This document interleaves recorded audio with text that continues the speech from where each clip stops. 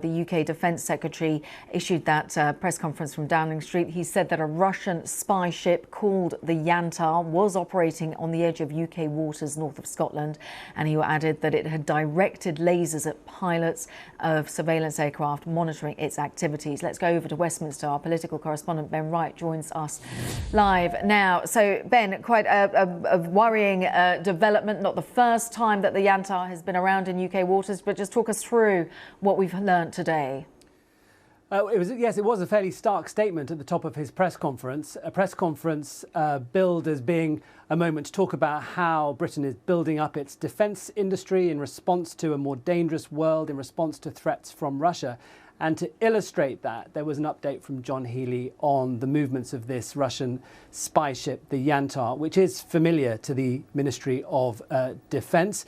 He said, though, that what's different this time is that this ship, which is sort of going in and out of British waters just north of Scotland, did, for the first time, I think it was about 2 weeks ago, sort of used laser beams to distract the British surveillance planes, maritime surveillance planes that had been tracking this ship. And that's the first time that has happened, and that is what John Healey was calling out this morning.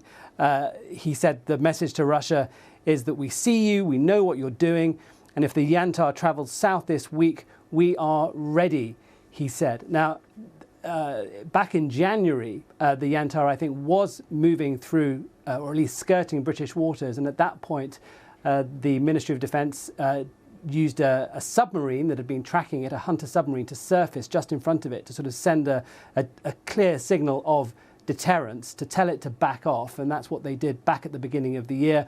And potentially that is the sort of action that could be taken if this ship continues to sort of pester and fringe and enter British waters. But it's part of a much bigger pattern, of course, of Russian incursions and aggressive action in the last few years. Just this year, we've seen, of course, planes sort of skirting European airspace. We've seen all sorts of cyber attacks from Russia, all against the backdrop of the war in Ukraine, of course. And this is John Healey saying, look, we have to be ready for further Russian action. We have to be able to build up a defence capability in the UK that can withstand it. So by being ready, just talk us through how that possibly could look.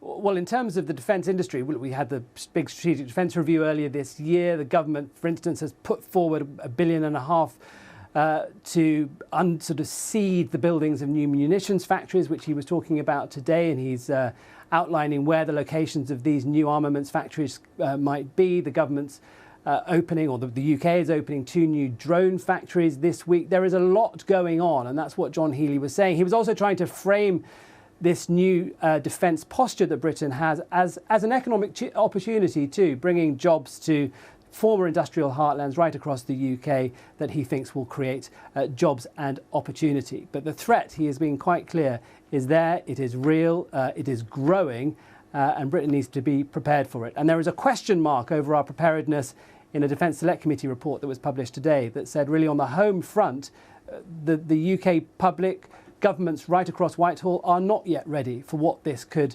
mean in the coming years. Ben Wright, thank you so much. Much more coming up here on BBC News.